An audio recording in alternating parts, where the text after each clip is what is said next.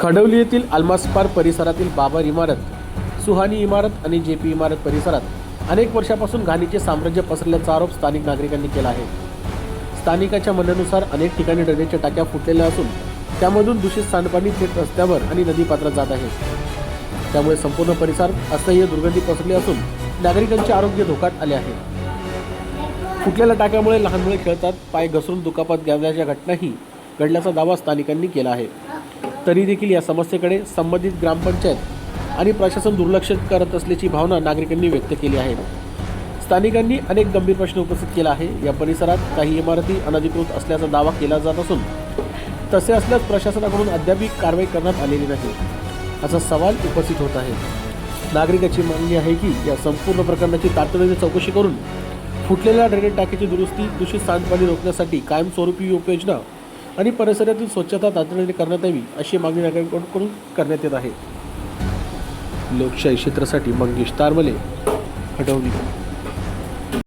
आपण पाहता लोकशाही न्यूज। आपण आज आलेले आल्मस पार्क इथे, तर ड्रेनेजची टाकी पूर्णपणे तुटलेली आहे। त्याच्यामध्ये छोटे छोटे मुलं जाऊन मोठा अपघात होऊ शकतो, आपण पाहू शकता। त्याला आम्ही दावेल बोललो की तुम्ही टाकीचे काहीतरी टाका ना तिथे। आणि आपल्यासोबत आज इथल्या मावशी आहेत, त्यांच्याशी बातचीत करूया आपण। काय सांगा मावशी? टाकी खुले आम्ही त्यांना सांगता का बनवून घ्या बाबा, नाही तर काहीतरी टाका।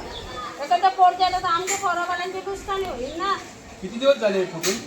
अरे बरी 2-3 वर्ष झाला ती, ते लोक काही नाही काम नाही करीत। किती माणसं पोरं गेलेली आहेत, त्यांना वरून काढली घेतात। या बिल्डिंगला कोण वाली नाही का, इमारतीला? काय माहिती कोण राहतो का नाही राहतो तो।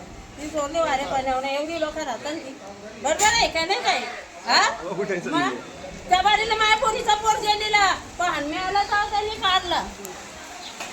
मग तेवढी मोठी नुकसानी ना। आधी तिला नवरा मेले, ती लोक काय बोलले, ती आई का गेली ना, पोऱ्या मारला।